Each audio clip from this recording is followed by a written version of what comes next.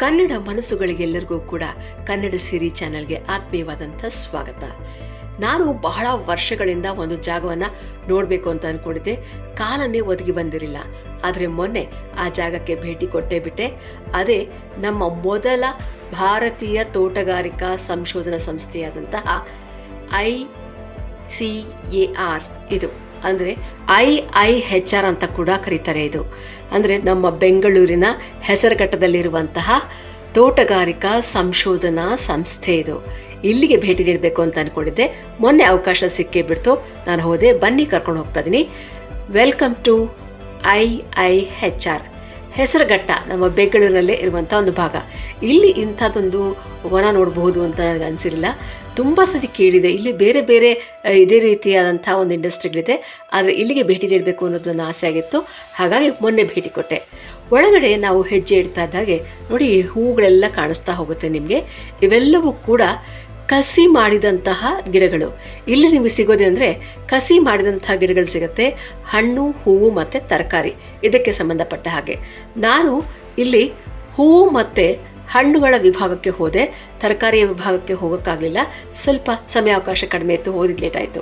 ಹಾಗಾಗಿ ಹೂವಿನ ವಿಭಾಗ ನೋಡ್ಕೊಂಡು ಬಂದೆ. ಹೂವುಗಳಲ್ಲಿ ಅಷ್ಟಾಗಿರಲಿಲ್ಲ. ಅವ್ರು ಹೇಳಿದರು ಮೇಳ ನಡೆಯುವಾಗ ಮಾತ್ರ ಜಾಸ್ತಿ ಇರುತ್ತೆ ಅಂತ. ಇಲ್ಲದಿದ್ದರೆ ಇಲ್ಲಿ ಸಸಿಗಳು ಸಿಗುತ್ತೆ. ಈ ರೀತಿಯ ಹೂಗಳು, ಬಣ್ಣ ಬಣ್ಣದ ಹೂಗಳು ಮತ್ತು ರೋಸ್, ವೆರೈಟಿ ಆಫ್ ರೋಸ್ ತಳಿಗಳಿರುತ್ತೆ. ಇವೆಲ್ಲವನ್ನು ಕೂಡ ಇಲ್ಲಿ ಇವರು ಸಸಿಗಳನ್ನು ಮಾರ್ತಾರಂತೆ. ಅದನ್ನು ಆಸಕ್ತರು ತೊಗೊಂಡು ಹೋಗಿ ಅದನ್ನು ಬೆಳೆಸಬಹುದು ಅಂತ ಹೇಳ್ತಾರೆ. ಇದಕ್ಕೆ ಬರೋದಕ್ಕೆ ಪರ್ಮಿಷನ್ ತೊಗೋಬೇಕಾಗತ್ತೆ. ಹಾಗೆ ಎಲ್ಲ ಸುಮ್ಮನೆ ಬಿಡೋದಿಲ್ಲ. ಒಂದು ಪರ್ಮಿಷನ್ ತೊಗೊಂಡು ನೀವು ಬಂದು ನೋಡ್ಕೊಂಡು ಹೋಗ್ಬೋದು. ಅಲ್ಲಿ ಬಂದಾಗ ಕೂಡ ಅಲ್ಲಿ ಕೇಳ್ಬೋದು. ಆಗುತ್ತೆ ಅಂದರೆ ಒಳಗಡೆ ಬಿಡ್ತಾರೆ. ನರ್ಸರಿಗೆ ಹೋಗ್ಬೋದು ನೀವು ಆರಾಮಾಗಿ. ಆ ಕಡೆ ತೋಟ, ಹೂ ಗಿಡ ಎಲ್ಲ ನೋಡಿಕೊಂಡು ತೊಗೊಳೋರು ಹೋಗ್ಬೋದು. ಆದರೆ ಒಳಗಡೆ ಸಂಶೋಧನಾ ವಿಭಾಗಕ್ಕೆ ಹೋಗ್ಬೇಕಂದ್ರೆ ನೀವು ಪರ್ಮಿಷನ್ ತೊಗೊಳ್ಳೇಬೇಕಾಗತ್ತೆ. ಈಗ ನೋಡಿ ಎಷ್ಟು ಚೆನ್ನಾಗಿದೆ ಅಂದರೆ, ಇಷ್ಟು ಬಣ್ಣದ ಹೂಗಳನ್ನು ನಾನು ಮೊದಲು ಅಂದರೆ ಎಂಟ್ರೆನ್ಸಲ್ಲೇ ಕಂಡದ್ದು. ಇಷ್ಟು ಚೆನ್ನಾಗಿರೋಂಥ ಹೂ ಬಿಟ್ಟಿತ್ತು. ಅದರ ಒಳಗಡೆ ಹೋದಾಗ ಅದೊಂದು ರೋಸ್ ಗಾರ್ಡನ್ ಅಂತಿದೆ. ಅದರ ಮುಂದೆ ಈ ಒಂದು ಬೇಲಿ ಹೂಗಳ ಚಪ್ಪರ ಕಂಡೆ. ಭಾಳ ಚೆನ್ನಾಗಿತ್ತು. ಇದು ಒಂದು ನೀಲಿ ಬಣ್ಣದ ಹೂವು. ಮಾಮೂಲಿ ಈ ಒಂದು ಹೂವನ್ನು ನೀವು ನೋಡಿರ್ತೀರ, ಇದನ್ನು ಪೇಪರ್ ಹೂವು ಅಂತ ಹೇಳ್ತಾರೆ. ಹಾಗಾಗಿ ಇದೆಲ್ಲ ಕಡೆ ಸಿಗುತ್ತೆ. ಆದರೆ ಅದನ್ನು ಕ್ರಾಫ್ಟಿಂಗ್ ಮಾಡಿ ನೀಟಾಗಿ ಬೆಳೆಸಿದ್ದಾರೆ. ಹಾಗಾಗಿ ಸೊಗಸಾಗಿ ಕಾಣುತ್ತೆ. ನಮಗೇನೆಂದರೆ ಒಂದೊಳ್ಳೆ ಚಪ್ಪರ ಹಾಕಿದ ರೀತಿಯಲ್ಲಿ ಕಾಡ್ತಾ ಇತ್ತು. ಸೊಗಸಾಗಿತ್ತು ದೃಶ್ಯ. ಹಾಗಾಗಿ ಇದನ್ನೆಲ್ಲವನ್ನು ಕೂಡ ಚಿತ್ರೀಕರಿಸ್ಕೊಟ್ಟಿದ್ದೀನಿ, ನಾನು ನಿಮಗೋಸ್ಕರ ತೋರಿಸ್ತಾ ಇದ್ದೀನಿ. ನನಗಂತೂ ಒಳ್ಳೆ ಕಣ್ಣಿಗೆ ಹಬ್ಬ ಅನ್ನಿಸ್ತಪ್ಪ ನೋಡಿದಾಗ. ಇಷ್ಟು ಬಣ್ಣದ ಹೂಗಳನ್ನು ನೋಡಿದ್ರೆ ಸುಮ್ಮನೆನಾ? ನೋಡಿ, ಹಾಗೆ ಆಚೆ ಬಂದಾಗ ಇಲ್ಲೂ ಕೂಡ ಅಷ್ಟೇ. ಇಲ್ಲೂ ಇದನ್ನು ಗ್ರಾಫ್ಟಿಂಗ್ ಮಾಡಿಟ್ಟಿದ್ದಾರೆ. ಚಿಕ್ಕದಾಗಿದೆ, ಆದರೆ ಚೆನ್ನಾಗಿ ಬೆಳೆಯುತ್ತೆ. ಇದಾದ ನಂತರ ಹೋಗಿದ್ದೆ ನಾನು ಹಣ್ಣುಗಳ ವಿಭಾಗಕ್ಕೆ. ಅದರ ಎದುರುಗಡೆನೇ ಇದೆ. ಹಾಗಾಗಿ ಹೋಗ್ತಾ ದಾರಿನಲ್ಲಿ ಸ್ವಲ್ಪ ದೂರ ಹೋದ್ಮೇಲೆ ನಿಮ್ಮನ್ನು ಮರಗಳು ತನ್ನಷ್ಟಕ್ಕೆ ತಾನೇ ಸ್ವಾಗತಿಸ್ತಾ ಹೋಗುತ್ತೆ. ಈಗ ನಿಮಗೆ ಇಲ್ಲಿ ಕಾಣಿಸ್ತಾ ಇದ್ದಿಲ್ಲ, ಇವೆಲ್ಲವೂ ಕೂಡ ಚಕೋತ ಮರಗಳು. ತುಂಬ ತುಂಬ ತುಂಬ ಚೆನ್ನಾಗಿತ್ತು ನೋಡೋದಕ್ಕೆ. ಏನಂದರೆ ಮರದ ತುಂಬ ಕಾಯಿ ಹಾಗೆ ಜೋತಾಡ್ತಾ ಇತ್ತು. ಚಕೋತ ಹಣ್ಣುಗಳನ್ನು ನಾನು ಇಷ್ಟು ಸಂಖ್ಯೆಯಲ್ಲಿ ನೋಡೇ ಇರಲಿಲ್ಲ. ಒಂದೊಂದು ಮರದಲ್ಲೂ ಸುಮಾರು 50ಕ್ಕಿಂತ ಹೆಚ್ಚು ಹಣ್ಣುಗಳನ್ನ ನಾನು ನೋಡಿದೆ. ಹಿಂದಿನ ದಿವಸ ಅಷ್ಟೇ ಕಟಾವು ಮಾಡಿದ್ರಂತೆ, ಹಾಗಾಗಿ ಉಳ್ಕೊಂಡಿದ್ದು ಇಷ್ಟೇ ಅಂತ ಹೇಳಿದ್ರು. ಹಾಗಾಗಿ ನೋಡಿದೆ, ಭಾಳ ಖುಷಿ ಆಯಿತು ನನಗೆ. ನೋಡಿ, ಒಂದು ಮರದಲ್ಲಿ ಇಷ್ಟು ಚೆನ್ನಾಗಿ ಹಣ್ಣು ಬಿಟ್ಟಿರೋದನ್ನ ನಾವು ನೋಡಿರ್ತೀವಿ. ಹಳ್ಳಿಲಿದ್ದವರಾಗ ನೋಡಿರ್ತಾರೆ, ನಮ್ಮಂಥ ಬೆಂಗಳೂರಲ್ಲಿರೋರು ನೋಡಿದ ಅಪರೂಪ. ಹಾಗಾಗಿ ಬಹಳ ಖುಷಿ ಅನಿಸ್ತು.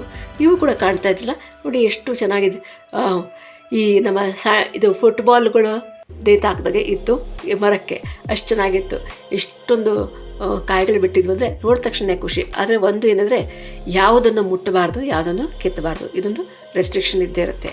ಇವೆಲ್ಲವೂ ಕೂಡ ನೀವು ಸಸಿಗಳನ್ನು ತೊಗೊಳ್ತೀರಂದರೆ ಸಿಗತ್ತೆ, ತೊಗೋಬಹುದು. ಯಾವ ಸಸಿ ಬೇಕಾದರೂ ನೀವು ತೊಗೋಬೋದು. ಇಲ್ಲಿ ನೋಡಿ ಕಾಣಿಸ್ತದಿಲ್ಲ, ಇದು ಅಶೋಕನ ಕಾಲದ ರಾಜಬೀದಿ ಏನೋ ಅನಿಸುತ್ತೆ. ಆ ಕಡೆ ಈ ಕಡೆ ಮರಗಳು, ಮಧ್ಯ ರಸ್ತೆ. ಇದನ್ನು ಹೀಗೆ ನೋಡೋಕ್ಕಿಂತ ನೀವು ನೇರವಾಗಿ ನೋಡೋದಕ್ಕೆ ತುಂಬ ಚೆನ್ನಾಗಿ ಅನಿಸ್ತು. ಎಷ್ಟು ಚೆನ್ನಾಗದ ಅದ್ಭುತವಾದಂಥ ದೃಶ್ಯ ಅಂದರೆ, ಸಾಲು ಮರಗಳು, ಮಧ್ಯದಲ್ಲಿ ರಸ್ತೆ, ನಡ್ಕೊಂಡು ಹೋಗ್ತಾ ಇದ್ರೆ ಎಷ್ಟು ಒಳ್ಳೆಯ ಅನುಭವ ಅಂತಂದರೆ, ತಂಪಾದ ಗಾಳಿ. ಆ ಕಡೆ ಈ ಕಡೆ ನಿಮ್ಗೆ ಕಾಣಿಸ್ತದಿಲ್ಲ, ಇದೆಲ್ಲ ಸಪೋಟ ಮರಗಳು ಆ ಮಧ್ಯದಲ್ಲಿ ಜಾಗ ಬಿಟ್ಟಿದ್ದಾರೆ. ಹಿಂದೆ ನಿಮ್ಮ ಕತ್ಲೆ ಥರ ಕಾಣಿಸ್ತಿಲ್ಲ, ಒಂದು ಮೈಲಿಯಷ್ಟು ದೂರ ನಿಮಗೆ ಇದೇ ರೀತಿ ಮರಗಳಿದೆ. ಹಾಗಾಗಿ ತುಂಬ ಒಳ್ಳೆ ಫ್ರೆಶ್ ಅನ್ನಿಸೋಂಥ ಅನುಭವ ಸಿಗುತ್ತೆ. ಸಪೋಟಗಳು ಕಾಣ್ತಾ ಇದ್ದಿಲ್ಲ, ಇಲ್ಲೂ ಅಷ್ಟೇ ಮರದ ತುಂಬ ಸಪೋಟಗಳು, ಸಣ್ಣ ಸಣ್ಣದು ಕಟಾವು ಮಾಡಿದ್ರು ಅನಿಸುತ್ತೆ. ಅದಕ್ಕೋಸ್ಕರ ಸ್ವಲ್ಪ ಸಂಖ್ಯೆ ಕಡಿಮೆ ಸಿಗ್ತಾ ಇದೆ. ಇಲ್ಲಾಂದರೆ ಮರದ ತುಂಬ ಕಾಯಿಗಳಿರುತ್ತೆ ಅಂತ ಹೇಳ್ತಾರೆ. ತುಂಬ ಚೆನ್ನಾಗಿತ್ತು, ಒಳ್ಳೆ ದೃಶ್ಯ ನೋಡೋದಕ್ಕೆ ಹಾಗೆ ಅನುಭವಿಸೋದಕ್ಕೆ ಅಂತ ಹೇಳ್ಬೋದು.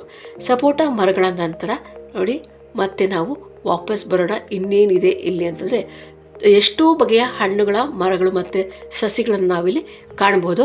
ಹಾಗೆ ಮುಂದಕ್ಕೆ ಹೋಗ್ತಾ ನಾನು ಪೂರ್ತಿ ನೋಡೋಕ್ಕಾಗಿಲ್ಲ. ನೋಡಿ, ಇಲ್ಲಿ ದಾರಿಯಲ್ಲೇ ಸಿಕ್ಕಿದ್ದು ನನಗೆ ಸೀಬೆ. ಈ ಸೀಬೆ ಕೂಡ ಅಷ್ಟೇ ಬೇರೆ ಬೇರೆ ತಳಿಗಳಿರುತ್ತೆ. ಎಲ್ಲವೂ ಕೂಡ ತಳಿಗಳು ಭಿನ್ನವಾಗಿದೆ. ಅದು ನಮಗೆ ಗುರ್ತಿಸೋದಕ್ಕಷ್ಟ ಗೊತ್ತಾಗಲ್ಲ. ಅಲ್ಲಿ ಅವ್ರು ಹೇಳ್ತಾರೆ ಬೇರೆ ಬೇರೆ ತಳಿಗಳ ಸೀಬೆ ಗಿಡಗಳನ್ನೇ ಬೆಳೆಸಿದ್ದಾರೆ. ಇದಾದಂಥ ಸ್ವಲ್ಪ ರೆಸ್ಟ್ ತಗೊಳ್ಳೋ ಅಂತ ಮಧ್ಯಕ್ಕೆ ಹೋದಾಗ ನೋಡಿ ಸಿಕ್ತು. ನೋಡಿ ಎಂಥ ಬೃಹತ್ತಾದ ಮರ ಅಂತಂದರೆ ಬಹುಶಃ ಇದಕ್ಕೆ ಸುಮಾರು 100ಕ್ಕಿಂತ ಹೆಚ್ಚು ವರ್ಷದ ಆಯುಸ್ಸಾಗಿರಬೇಕು ಅನಿಸುತ್ತೆ. ತುಂಬ ದೊಡ್ಡದಾಗಿದೆ, ಬೃಹತ್ತಾದಂಥ ಮರ. ನಮ್ಮ ಅರಳಿ ಮರ ಅಥವಾ ನೇರಳೆ ಮರ ಆ ಮರ ಅಲ್ಲ. ಇದೇನು ಮರ ಅಂತ ನಂಗೆ ಗೊತ್ತಾಗಿಲ್ಲ, ಆದರೆ ತುಂಬ ದೊಡ್ಡ ಮರ. ಅಕಸ್ಮಾತ್ ನೀವು ಹೋಗಿದ್ದಾಗ ಈ ಮರ ನೋಡಿದರೆ ದಯವಿಟ್ಟು ಹೇಳಿ ಅದು ಏನು ಮರ ಅಂತ ನನಗೆ ಕಮೆಂಟ್ ಮಾಡಿ ತಿಳಿಸಿ. ಛತ್ರಿ ಚಾಮರ ಏನೂ ಇಲ್ಲ ಇದ್ರ ಮುಂದೆ. ಅದಕ್ಕಿಂತ ದೊಡ್ಡದಾದಂಥ ಶಾಮಿಯಾನ ಹಾಕಿದಂಗೆ ಇತ್ತು. ಅಷ್ಟು ದೊಡ್ಡ ಜಾಗದಲ್ಲಿ ಒಂದೇ ಮರಕ್ಕೆ ಇಷ್ಟು ದೊಡ್ಡ ಬ್ರ್ಯಾಂಚ್ಗಳಿದೆ. ಅಷ್ಟೇ ಅಲ್ಲ, ಕೊಂಬೆಗಳ ಜೊತೆಗೆ ಗಿಡ ಹಸಿರಾಗಿದೆ. ಈಗ ಸ್ವಲ್ಪ ಮರದಲ್ಲಿ ಎಲೆಗಳು ಉದುರೋದ್ರಿಂದ ಹೀಗಿದೆ. ಅಕಸ್ಮಾತ್ ಅದು ಪೂರ್ತಿ ಹಸಿರಾಗಿದ್ದರೆ ಬಹುಶಃ ಸೂರ್ಯನ ಬೆಳಕು ಇಷ್ಟು ಜಾಗಕ್ಕೆ ಕೆಳಗಡೆ ರೀಚ್ ಆಗಲ್ವೇನೋ ಅನಿಸುತ್ತೆ. ತುಂಬ ಖುಷಿ ಆಯ್ತದೆ. ನೋಡಿ ಇಲ್ಲಿ ವಿವಿಧ ತಳಿಗಳನ್ನು ತೋರಿಸ್ತಾ ಇದ್ದೀನಿ. ಇದು ಮಾವಿನ ತಳಿಗಳು. ಮಾವಿನ ಹಣ್ಣಿನಲ್ಲೇ ಅದೆಷ್ಟು ಬಗೆಯ ತಳಿಗಳಿದೆ ಅಂತ ನಮ್ಗೆ ಗೊತ್ತಾಗಿದೆ ಈಗ. ಇನ್ನೊಂದು ವಿಶೇಷ ಅಂದರೆ ಇಲ್ಲಿ ಎಲ್ಲ ತಳಿಗಳಿಗೆ ಸಾಮಾನ್ಯವಾಗಿ ಆರ್ಕ ಅಂತ ಹೆಸರಿಟ್ಟಿರ್ತಾರೆ. ನನಗೂ ಒಂದು ಕುತೂಹಲದಿಂದ ಕೇಳಿದೆ. ನೋಡಿ, ಇಲ್ಲಿ ಕಾಣಿಸುತ್ತಲ್ಲ ಸೀಬೆ ಸಸಿಗಳು, ಇದರಲ್ಲೆಲ್ಲ ಆರ್ಕ ಅಂತ ಬರೆದಿದೆ ಬೇರೆ ವಿವಿಧ ತಳಿಗಳಿಗೆ. ಇಷ್ಟೇ ಅಲ್ಲ, ಹೂವಿನಲ್ಲೂ ಕೂಡ ಸುಮಾರು ಕಡೆ ಆರ್ಕ ಅಂತ ಬರೆದಿತ್ತು. ನನಗೂ ಗೊತ್ತಾಗಿಲ್ಲ ಏನು ಅಂತ ಕೇಳಿದೆ. ಆಗ ಹೇಳಿರೋದು ಆರ್ಕ ಅಂದರೆ ಅರ್ಕಾವತಿ ನೀರಿನಿಂದ ಇವೆಲ್ಲವನ್ನು ಬೆಳೀತಾರಂತೆ. ಹಾಗಾಗಿ ಎಲ್ಲದಕ್ಕೂ ಆರ್ಕ ಅಂತ ಇಟ್ಟಿದ್ದಾರೆ ಅಂತ.